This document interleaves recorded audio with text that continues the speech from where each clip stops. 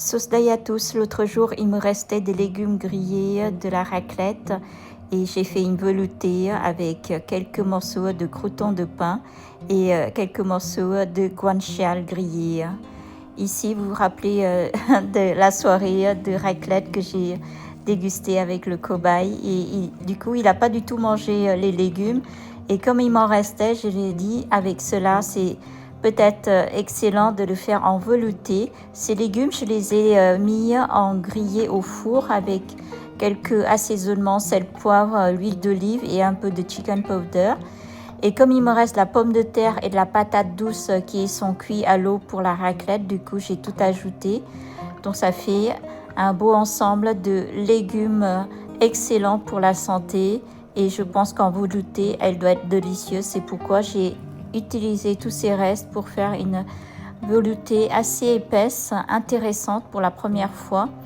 Dans l'assiette des légumes que j'avais peut-être pas énumérés, il y a de la courgette, il y a de la tomate, des gousses d'ail et quelques feuilles de thym. Je mets l'ensemble de tous ces légumes avec un peu d'eau pour que ce soit moins pâteux, pour que je puisse ensuite le monter en velouté. Et voilà. Donc une fois tous ces légumes, vous voyez, il y a des gousses d'ail que j'avais mis à gratiner aussi avec ces légumes. C'est très très bon avec un peu de beurre et un peu de l'huile d'olive. Avec le mixeur, donc j'ai mixé l'ensemble pour obtenir une pâte bien homogène, bien empurée, une belle purée très épaisse et onctueuse. Et vous voyez que ça donne vraiment une texture intéressante. Et pour que ça soit encore plus gourmande et plus savoureuse, j'ai ajouté un peu de crème fraîche à la place du beurre. Et voilà ma première veloutée d'hiver. Elle a l'air vraiment excellente et je peux vous dire qu'elle est excellente. J'ai ajouté une petite touche asiatique.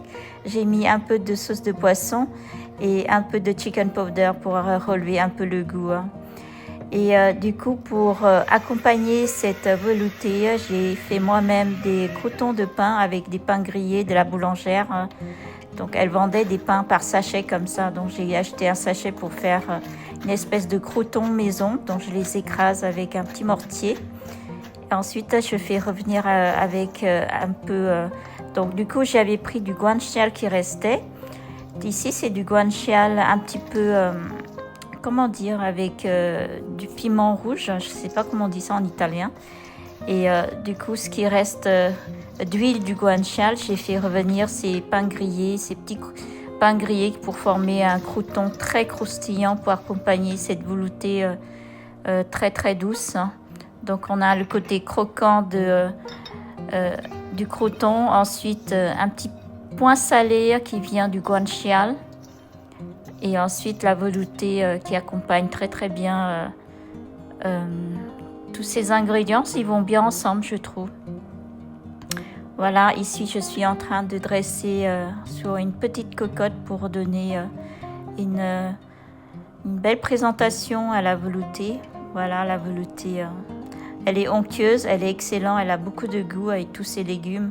La patate douce que j'avais mis donne un goût un petit peu sucré, c'est vraiment excellent, je vous conseille. Et ici j'ai ajouté le croûton que j'ai fait moi-même avec le gras des guanciale qui était grillé aussi. Donc ça me fait un petit peu de travail, mais le résultat est magnifique, c'est trop bon pour l'hiver.